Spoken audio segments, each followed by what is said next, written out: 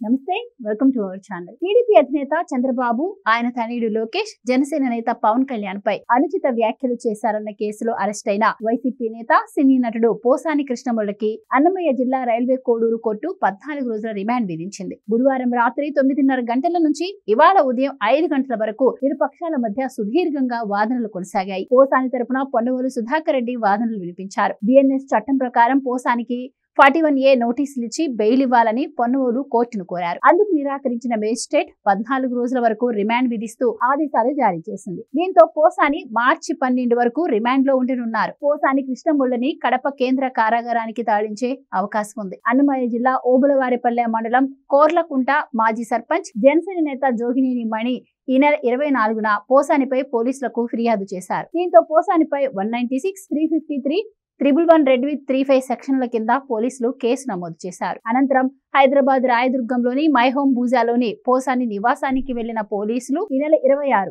అంటే బుధవారం రాత్రి 8:30 అరెస్ట్ చేశారు. అనంతరం ఆయనను ఓబులవారిపల్లె PS కు తరలించారు. ఇక పోలీసుల ముందు తాను తప్పు చేశానని పోసాని అంగీకరించినట్టు సమాచారం. మీరు చూపించిన రికార్డుల్లోని బూతులు నావేనని ఆయన చెప్పినట్టు తెలుస్తోంది. తాను లోకేష్, చంద్రబాబులపై అలా మాట్లాడి ఉండకూడదని ఇప్పుడు పశ్చాత్తాపడుతున్నానని అన్నమయ్య జిల్లా SP విద్యాసాగర్ నాయుడు ముందు చెప్పినట్టు సమాచారం. తాను చెప్పుడు మాటలు విన్నానని, తన వ్యాఖ్యల వ్యవహారం ఇంతవరకు వస్తుందని ఊహించలేదని పోసాని చెప్పినట్టు తెలుస్తోంది. 2019కి ముందు నుంచే పోసాని వైసీపీకి మద్దతిస్తూ వచ్చారు. అయితే ఆ సమయంలో నోటికి పని చెప్పిన ఆయన చంద్రబాబు, లోకేష్, పవన్ కళ్యాణ్ పై ఇష్టారీతిన మాట్లాడారు. అయితే 2019లో వైసీపీ అధికారంలోకి రావడంతో పోసానికి ఫిల్మ్ డెవలప్మెంట్ కార్పొరేషన్ పదవి కట్టబెట్టింది వైసీపీ. అయితే పదవి వచ్చిన తర్వాత కూడా పోసాని హుందాగా ప్రవర్తించలేదు. బూతులతో రెచ్చిపోయారు. ఇందుకు సంబంధించిన వీడియోలు ఇప్పుడు సోషల్ మీడియాలో వైరల్ గా మారాయి. అయితే కూటమి ప్రభుత్వం కక్షపూరితంగా వ్యవహరిస్తుందన్న వైసీపీ మాటలకు